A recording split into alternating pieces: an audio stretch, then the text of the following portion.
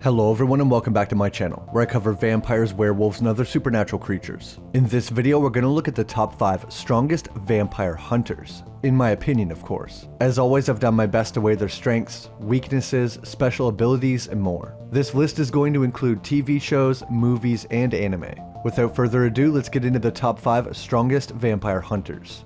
Real quick before we get into the list, thanks to Aura for being the sponsor on today's video. Most of you are probably familiar with Aura by now. It's extremely helpful and I use it on a weekly basis. Aura helps protect you, cut down on spam, and can even alert you if any of your sensitive information is found online. This year has seen a number of high-profile data breaches. Dell suffered a breach that exposed 3.9 million customer records, including sensitive personal information.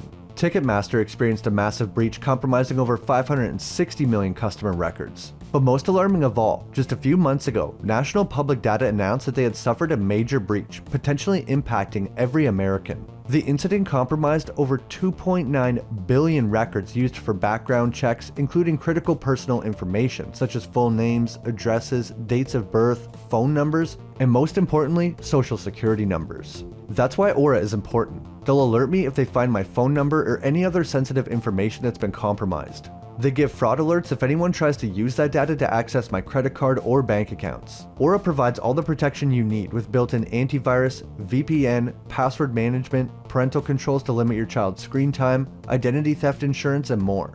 All without having several different apps. I found it very easy to set up, and best of all, you get everything for one affordable price. You might already have some of these tools, but Aura is the complete package for protecting my data. Aura is always on, keeping you safe 24/7.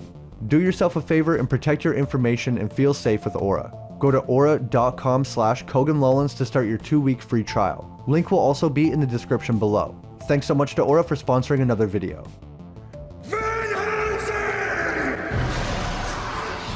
Okay, starting off at number 5, we have the left hand of God, Gabriel Van Helsing. He is currently working for the church and hunts down all different kinds of supernaturals, Dracula included. It's revealed that Gabriel is the one and only Archangel Gabriel. This makes him thousands of years old, although his memory has been wiped, so he doesn't remember. He does have a few memories left, one of them being fighting with the Romans in Masada, which was about 2,000 years ago. Gabriel is an extremely good fighter, a great marksman, and very resourceful. He has a team of people that make him all kinds of gadgets and weapons. He has 2 blades attached to his hands that spin, a fully automatic crossbow, his grapple gun that has 1,000 feet of rope with nowhere to store it, a super powerful light bomb, and probably more. I compare Carl to Q from James Bond, constantly making him new gadgets. Van Helsing? I don't want to go to Transylvania! Van Helsing was able to defeat Mr. Hyde, vampire brides, a werewolf, and eventually Dracula himself. During the film, Gabriel is turned into a werewolf, and this greatly enhances his physical strength even in human form, able to lift humans off the ground effortlessly with one hand, bend thick iron bars, and jump dozens of feet into the air. He is cured by the end of the film, so I'm judging Gabriel more on his abilities when he's not a werewolf, which are still very impressive. It's not stated whether he has any supernatural abilities, but Dracula does say Gabriel is protected by Rome itself, so maybe he does have some type of immortality. Van Helsing does not seem to have super strength, speed, or any supernatural abilities. He's just an extremely smart and well-trained fighter with a lot of weapons at his disposal. If he truly is the Archangel Gabriel, then he would have thousands of years of combat experience, which must be worth something. Now let's see who's next on the list. At number 4, we have Buffy Summers from Buffy the Vampire Slayer, one of my favorite shows, and it was created by Joss Whedon, who also created Firefly, another one of my favorite shows. Buffy is what's known as a Slayer. She's not just someone who decides to kill vampires. She is part of the Slayer line, which is not a biological bloodline, but a number of certain people who have the potential to become a Slayer. It's said that each generation has a chosen one girl that can stand up against the vampires. When one Slayer dies, the next in line inherits the abilities of the Slayer. It's important to note that in Buffy, only girls can be Slayers. That's because the first Slayer ever created was a woman. When you are next in line, your powers will be activated. These powers have been passed down from the first Slayer named Sanea. Vampires are very strong because they are possessed by a demon. Slayers are also gifted with many abilities similar to vampires because they are also imbued with the power of a demon. This is what allows them to stand a chance when fighting against vampires and other supernaturals. A tribal group known as the Shadow Men were responsible for putting the essence of a demon in the first Slayer. This granted her and all the other Slayers to come increased strength, agility, durability, and healing. Slayers undergo rigorous training with all different kinds of weapons, and similar to vampires, probably gain some inherent combat abilities from the essence of the demon. It's important to find potential Slayers and train them as early as possible, because their life expectancy is extremely short. Slayers also have enhanced senses and a physical connection to all past Slayers that can help them tap into past experiences and learned skills from other Slayers. Buffy could also have dreams that would predict the future, like divination. She eventually developed something of a mystical barrier that would protect her while she slept. Even daggers would split if you tried to stab her in her sleep. Buffy's had some extremely powerful abilities that were temporary, such as when she became a vampire for a short time, and this boosted her power considerably. Same thing as when she was empowered by the Twilight, which is a kind of energy. If Buffy was permanently empowered by the Twilight, she would probably be higher on the list, but she still has increased strength, speed, senses, and some magical abilities, plus the weapon that I forgot to mention. The Scythe, a special weapon created by a group of witches to aid the first Slayer. The weapon is extremely powerful, especially against vampires, and it has its own magic. When magic was completely removed from Earth, somebody was able to use the magic within the Scythe to open a rift, so the magic within the Scythe is quite special. Buffy has defeated many powerful opponents, such as the Gentleman, Spike, Angelus, and my favorite, the Master, the oldest vampire in the Buffy universe. Buffy is very strong, smart, and with the help of her friends and mentor Giles, she is a very deadly foe. She also has an annoying habit of coming back to life after being killed. Now, let's see who could be next. At the number 3 spot, we have one of the greatest vampire hunters of all time, Eric Brooks, better known as Blade. Blade is a half vampire, also known as a Dhampir. As Deacon says, all our strengths, none of our weaknesses. And this statement is mostly true. He does still have one weakness kinda, and that's the thirst. Whistler has developed a special serum for Blade that helps him sustain from drinking blood, but he must either have the serum or blood. And in the films, the serum was starting to fail. Then the third film doesn't really say anything about it, but presumably he was gaining a tolerance to the serum and would eventually need to feed on blood. A few times Blade has had to feed on blood in order to heal himself. Blade has a pretty good healing ability, but when he drinks blood, it's really increased. After drinking blood, he's able to heal from almost anything aside from being dismembered in a matter of seconds. Drinking blood will also increase Blade's strength for a short amount of time. Blade has increased strength and agility, able to leap great distances and overpower humans and most vampires with ease. His senses are also heightened, being able to hear, smell, and see much better than a human, including in the dark. Two of Blade's most defining abilities are his fighting skills and his intelligence. First, he is a master martial artist, trained to use all manner of weapons. Swords, guns, hand-to-hand, you name it. It's not clear exactly how old Blade is, but Whistler states that Blade ages much slower than a human. He's not truly immortal like a full vampire, but can still live a very long time. This means Blade could be anywhere from 60 to 100 years old. Like I said before, Blade is also very intelligent. I've said this before, but he's very similar to Constantine in that he isn't physically the strongest character, but he's always 3 steps ahead. Blade somehow figured out that Scud was working with the vampires right away, that he would try to switch the explosive device for a dud, and that the vampire elder Eli was also lying. Blade has defeated the blood god Lamagre, aka the patron deity of all vampires, Nomak, the progenitor of the Reaper strain of vampires that was extremely strong, immune to silver, garlic, EDTA, and had a bone plate over their heart. Lastly, he defeated Drake, aka Dracula, the first vampire created by Lamagre. Even Drake himself admitted that Blade was the next step in vampire evolution. It seems like half vampires always make the best vampire hunters. Even Buffy's imbued with the powers of a vampire. So in summary, Blade has super strength, agility, senses, extremely well versed in all kinds of combat, and very intelligent. He also doesn't have many weaknesses, and is more durable than Gabriel and Buffy. Blade also has some pretty cool gadgets created by Whistler to help him with his vampire killing. My favorite is this stake gun with ridiculous stats. This hypervelocity stake gun spits out a silver stake at 6,000 feet per second. There's no way that's even possible, but I guess vampires are extremely strong, so if anyone could hang on to it, it would be a vampire. But if it really was that strong, wouldn't the stake go through the vampire, through the wall, through 5 more walls and then into the next building. I don't know, I just feel like the physics behind this gun make no sense. Anyway, I believe that Blade would have the edge over Gabriel and Buffy. Now let's see who comes in at the number 2 spot. The second strongest vampire slayer on the list is Vampire Hunter D from the anime series Vampire Hunter D. He is a vampire hunter in a post-apocalyptic world, and just like Blade, D is a half vampire. Unlike a lot of half vampires, D is just as strong as a full vampire. Probably stronger. He was the result of an experiment between a human woman and a vampire noble. He was born in the Sacred Ancestors Research Facility, where many of these experiments occurred. It's strongly implied that the Sacred Ancestor, better known as Dracula, may be D's father, which would explain his heightened abilities even among vampires. As a half vampire, he possesses a number of abilities, such as superhuman strength, speed, and healing. However, he also has the ability to walk in the daylight and does not have the traditional weaknesses of vampires, such as holy water, crosses, and garlic. Similar to Blade, he has all their strengths, with none of their weaknesses.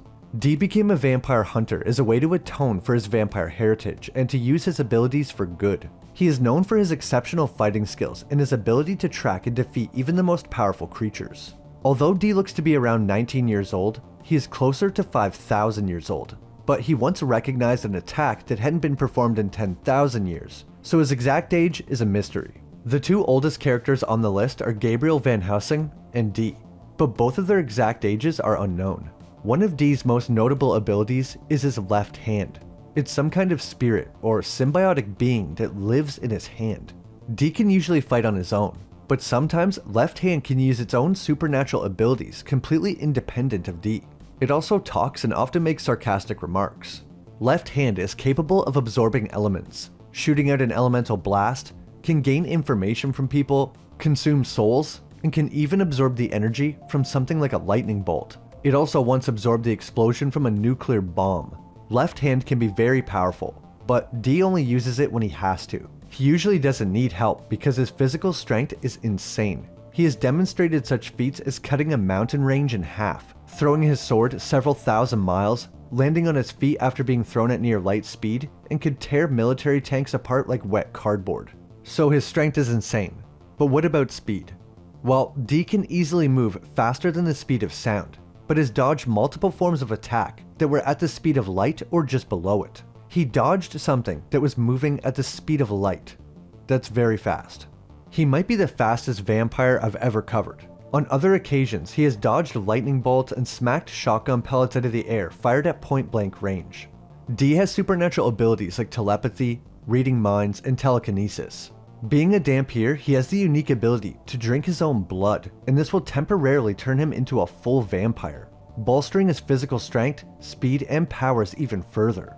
D has extensive magical abilities. He is able to summon spirits, channel good and evil magic since he's a Dhampir, and use other general spells.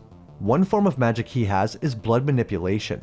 This allows him to do things like make weapons from his blood. Left Hand has been seen doing this as well. With his blood magic, D can create something called a blood sphere.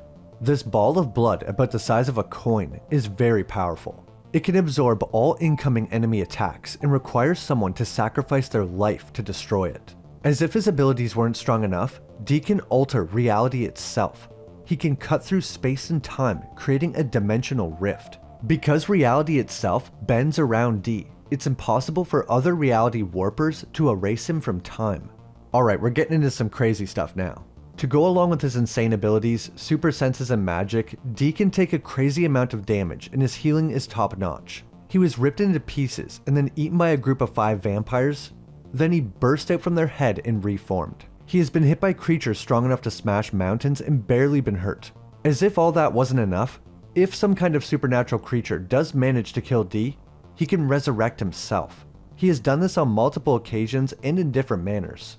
D is already so strong, and he continues to grow perpetually stronger and stronger, so his power is literally limitless considering he's immortal. D is definitely a vampire's worst nightmare in this post-apocalyptic world. Once he wants you dead, there's not much you can do. Now let's see who comes in at the number 1 spot. No! What is this thing that's been awakened? It's death. Death has been awakened. Coming in at the number 1 spot for the strongest vampire hunter, is Alucard from the Hellsing series. This is one of my favorite renditions of Dracula.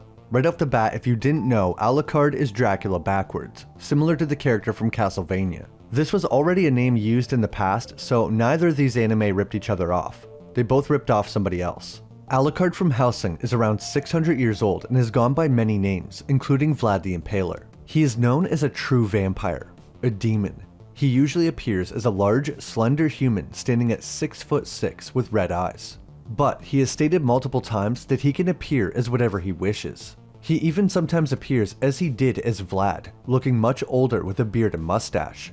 Other times he appears as a child. He can shapeshift into many things, including bats, a dark cloud with eyes everywhere, or a mist. And when he's in mist form, physical attacks can't hurt him. He drinks blood to survive and can absorb the blood of entire cities. However, he also has the ability to go a very long time without feeding. In Hellsing Ultimate, he went 30 years without blood. Alucard is a vampire hunter, but also a sadistic killer. He never finishes an enemy quickly. He would rather embarrass them and make them feel weak and helpless before finally killing them. He sometimes lets enemies kill him, just so he can come back to life and see the surprise on their face. That said, he does have a great respect for humans. Alucard is currently a weapon of the Hellsing Organization, a group that hunts down dangerous vampires and other supernatural creatures. Alucard pledged allegiance to the family that leads the organization and will do anything they command, referring to the leader as Master. A long time ago, they managed to hunt him down and were going to kill Alucard, but decided he was too useful to fight the darkness, and he ended up liking the idea, so now he hunts vampires, which he hates anyway. Alucard is so powerful that his full powers are locked under a kind of spell by the Hellsing Organization. He can unlock himself from level 6, which is the lowest level of power, all the way to level 1, which is the second highest. In order to unlock his full potential, level 0, he must get permission from the Hellsing Organization. They will grant this on occasion for him to defeat an exceptionally powerful enemy. To unlock his full power, he recites the phrase, "Here I stand, the bird of Hermes, eating my own wings to keep myself tame." When he says this, somewhere far away we see a coffin unlocking with some magical symbols on it, as if his full power is literally sealed away. After reaching his full power, he turns into a sea of blood. Someone says, blood is the true face of the vampire Alucard, for blood is the currency of the soul. To drink blood is to take the essence of the soul into oneself. When he reaches level 0 power, he's basically a god. He drops into the middle of a battlefield full of soldiers, and guess who wins? Also, when Alucard drinks people's blood, he literally absorbs their souls. It's speculated he has millions trapped inside him. In order to kill Alucard, you would have to kill him over and over until all these souls were expended. He can also summon these souls to fight alongside him. He summons entire armies that he has wiped out to fight on his behalf, even twisted demonic versions of his Wallachian soldiers. You consumed them! Your own soldiers! Your own subjects! During one battle, he summons so many souls, it fills the city like a flood, killing anything in its path. People have speculated that he could probably wipe out the Earth's population if he really wanted to. He can also use the people that he has absorbed like puppets to utilize their special abilities if they have any, like the card throwing of Tubal-Cain, a character that has playing cards that cut like knives. In this particular battle, he killed 1,000 Nazi vampire soldiers from the Third Reich, 3,000 zealots from the Knights Crusade, the major soldiers, the very strong Father Anderson, and another boss guy who has these crazy cyberpunk monowires that was trained for 50 years specifically to defeat Alucard.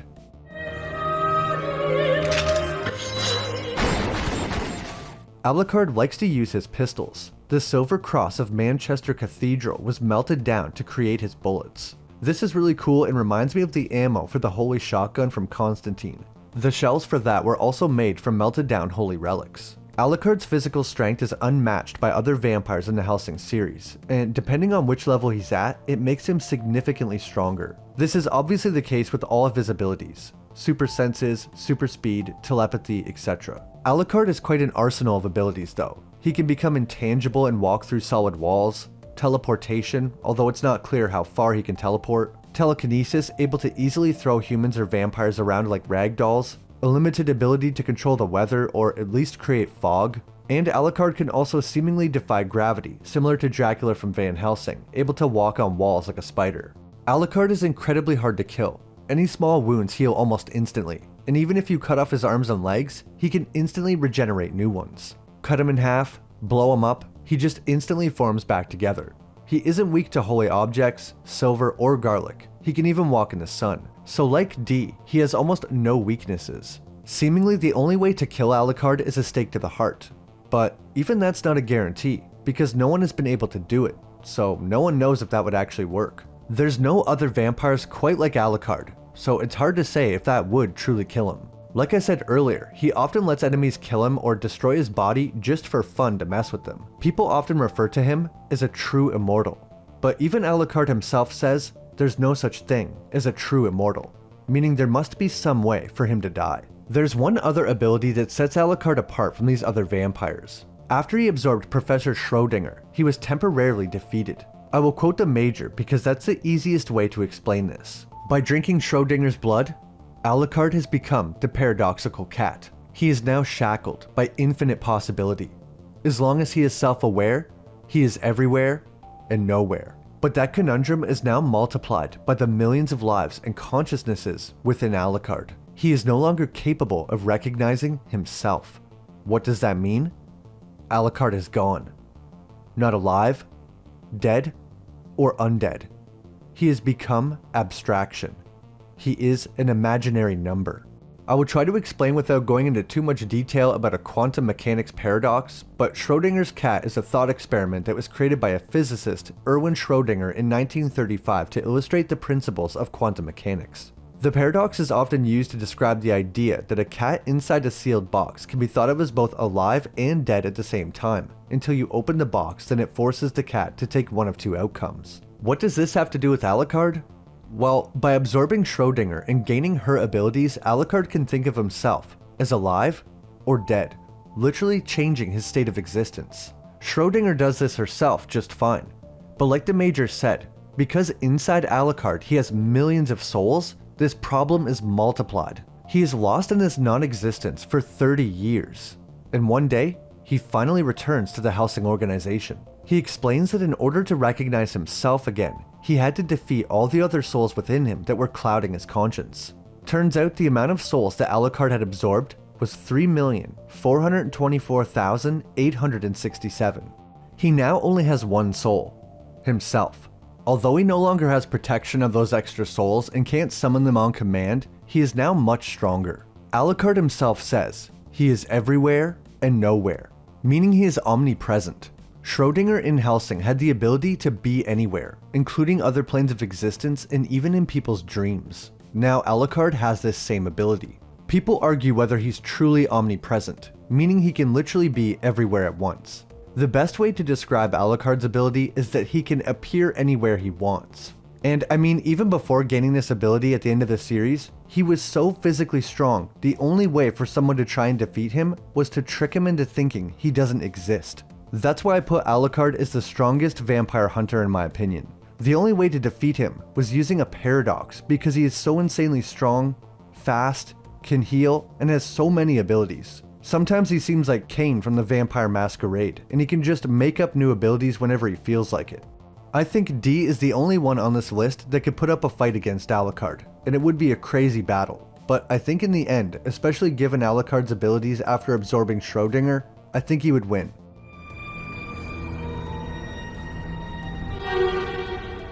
That's my video on the top 5 strongest vampire hunters. I know it's a little unfair putting live action against anime as far as strength, but I really wanted to make an overall list. Some honorable mentions that didn't make it in the list were Trevor Belmont from Castlevania, Vanessa Van Helsing, the Frog Brothers, Lucian, and of course Abraham Lincoln. Let me know if you agree with my rankings. You could possibly switch around number 1 and 2, but I think Alucard is the strongest. If you disagree or think there's another vampire hunter I should have included, let me know. Maybe I'll make a video about them in the future. If there's any other movies, TV shows, or video games you want me to cover, please leave them in the comments down below. I always read through them and I'm always looking for new movies and series I haven't heard of. If you enjoyed, leave a like and subscribe if you haven't. It helps out the channel and I really appreciate it. As always, an extra shout out to all my members for supporting the channel. Thanks so much for watching and I'll see you in the next video.